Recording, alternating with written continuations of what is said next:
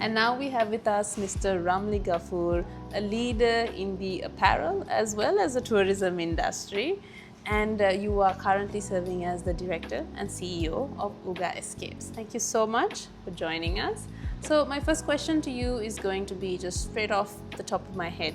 How is Uga planning on diversifying its approach to sustainable transformation throughout its properties and operations? Well, we've embraced sustainability a decade ago. I mean, to be precise, about 15 years ago when we first built our first resort, Uga.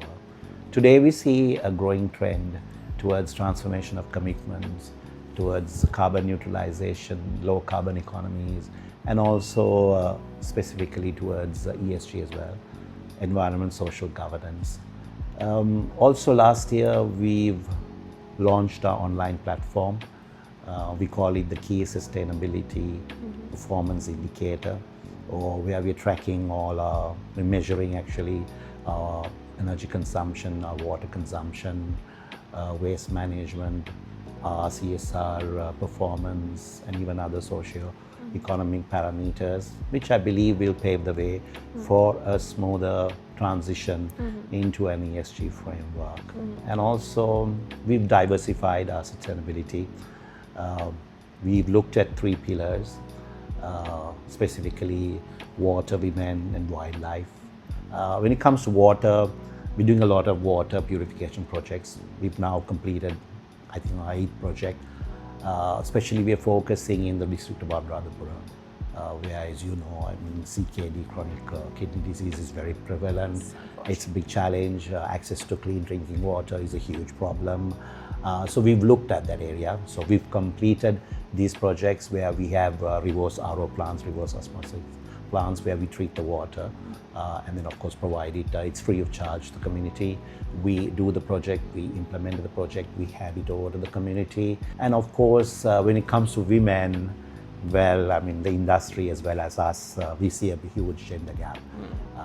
So we are looking at focusing on more female participation in our resorts. You know, when looking at our recruitment strategies, where we want to increase our female participation.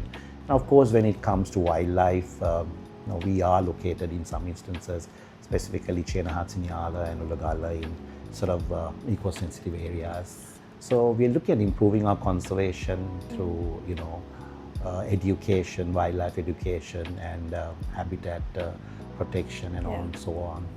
That's an incredible amount of work that you have done as a company, and obviously it's not stuff that you have done overnight. It's like a decade of learning and growing and implementing, I'm assuming.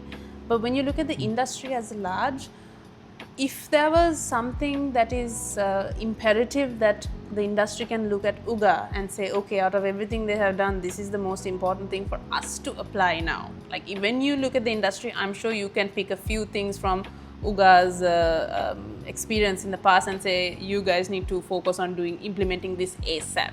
If there was something like that, what do you think it would be? Well, I mean, from an inspiration point of view, if others were to look at, I like to go back to, you know, when we built Uga, we started building in 2009, we were LEED certified, a LEED, a silver standard. I mean, so that's right from the inception. Right. And at that time, I believe there were very few organizations were LEED certified, all even looking at. So from us, it was a dream come true. I mean, to have a sustainability already incorporated into your construction. And of course, when it comes to lessons, I think the one big lesson that we would like to show is sustainability and luxury can coexist.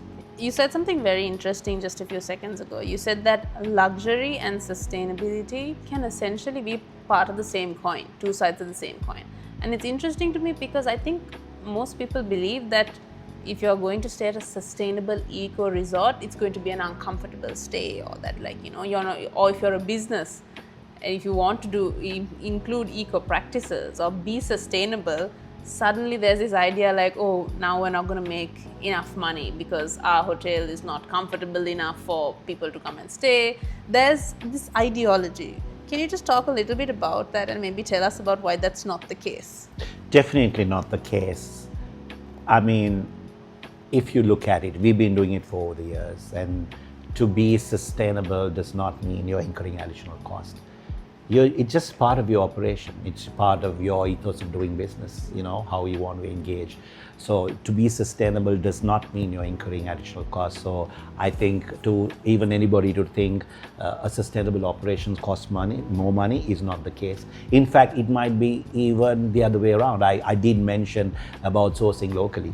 And I mentioned, we do have most of our resorts, we have a concept of, from farm to plate, or, so we have our people going, for instance, in Yala, we go to the Kirinda fish market and we're buying it off, when the boats arrive, because of course we're doing it for the freshness. Yes. But I'm sure that what we are purchasing might be much more cost effective than having a truck coming all the way from Negombo or Colombo, delivering that part of the fish. We also do go and do a lot of fruits and vegetable purchasing from the local areas while supporting the community. It's fresh. We might not get the larger quantities or bigger quantities, but we definitely know we're supporting. So all of those, definitely contribute towards more, effectiveness, cost management as well. So it is not. So over the past decade, we discussed about how Uga has done many things and kind of led the industry in some areas when it comes to sustainability as well. You guys have been the first to do quite a few things, and you have really lived that that example and that lifestyle. But looking forward, do you envision Uga setting any new benchmarks when it comes to responsible travel? And what part does your team have to play in something like this? Well, the benchmark would be always align yourself to global standards. So we've had Travel Life certification, which is aligned to GSTC standards. So if you want to set a benchmark, you need to be aligned to some global standard, and which we have done for the past 6 years.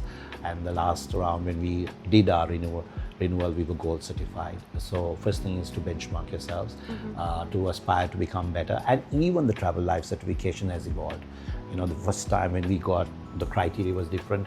Now the criteria is more demanding, right? You need to do a lot more to get yourself certified. So through all of that, your practices improve, your way of doing business improves. Not only environment, it's also about the community and also, socially as well. So we're looking at every aspect. So we're lifting the standards for us. We're creating a higher benchmark for ourselves to become, in every possible way to become, more sustainable. It's wonderful. Thank you so much for joining us. That was a brilliant session, and I learned a lot from listening to you. Thank you, Mr. Ramli. Thank you very much.